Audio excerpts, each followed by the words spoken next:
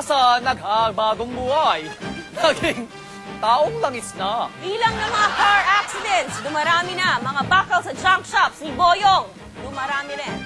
Mga class clowns, dumarami dahil na-realize ng mga mag-aaral na ang Tagalog ng school, eskwela. Para sa mga pakwero ng eskwela, pasok! Classroom gods! Ma'am, question ma'am. Ano yun, Manaloto? Ma'am, saan ba nagagaling ang tao?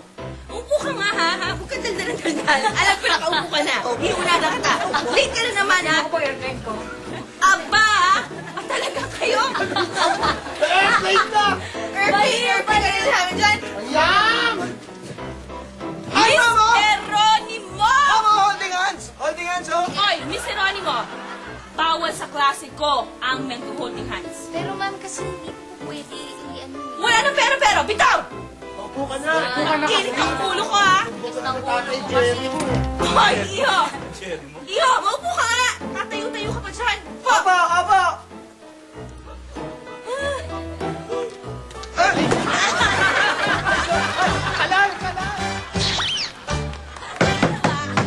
Class! Manaloto! Manaloto! Sir! Stand up. Sir! Sa palagay mo, kanina ka palang tinan na ng diya. Sa palagay mo, anong ibig sabihin ng coincidence? What's the question again, sir? Sa palagay mo, ano ang ibig sabihin ng coincidence? What a coincide! Yan din sana tatanong ko sa inyo eh. What a coincide! Okay, our next lesson is location. Location. Dapat alam niyo kung nasaan ang mga lugar, okay? First question. Saan matatagpuan ang Baseco Compound?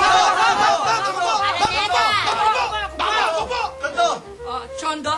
Chondo.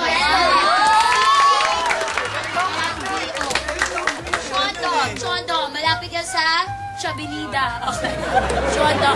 Okay, next question. Saan matatagpuan ang Tenement? Ang Bayani. Tagig. No cheating. Tagig, ma'am! Okay, correct. Chagig. Next question. Saan matatagpuan ang Ayala? Ayala. Ikaw, kanina ka pa dyan. Saan matatagpuan ang Tagig? Ay, ang Tagig. Ang Ayala. Hindi ko po alam. Hindi mo alam, eh, ba't nagtataas ka ng kamay? Eh, Makati lang po eh. Tama, Makati.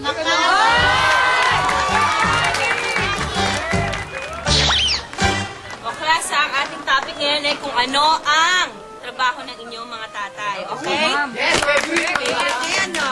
Oh, Miss Janelle Williamer? Stand up. Sila pala. Yes, ma'am. Yes. Anong trabaho ng tatay mo? Ma'am! Ma'am! Mr. Abayari! Upo! Yan. Ano yan? Doktor po, ma'am. Ayan, doktor. Oh, what about you, Mr. I'm Miss Sarah? Miss Sarah. Yes, ma'am. Anong trabaho ng tatay mo? Ma'am! Mr. Abayari, umupo ka, ha? Isusumbong ka sa nanay mo si Anjanette. Po! Ayan, ano yung Miss Sarah? Ma'am, police po. Pulis, ayan. Palakpakan natin. Marangal at marangal pulis. Ayan. Eh, ikaw naman, Wong. Hi! Ano naman trabaho ng tatay mo? Ma'am! Ang kulit ko talaga, Mr. Robert. Oh, sige na nga, oh. Ikaw, oh, sagutin mo. Ano ba trabaho ng tatay mo? Trabaho po ng tatay ko, Miss Bautista. Ano? Kung ano ang sabihin ng nanay ko. Okay, class. Mayroon akong tanong sa inyo. Aba! Subukan natin kung gaano kayo kagaling, ha? Paano nyo pagkakasyahin yung 11 mangga sa 10 tao nang walang labis, walang kulang? Sir! Hilaw o hinog? Hinog. Ay, sir! Dried Kulit o nito. fresh? Okay, dried. Kung dried. Dried? Ang kulit mo, andali. Sir! Navarro, stand up. Sir, pwedeng pakiulit po yung tanong?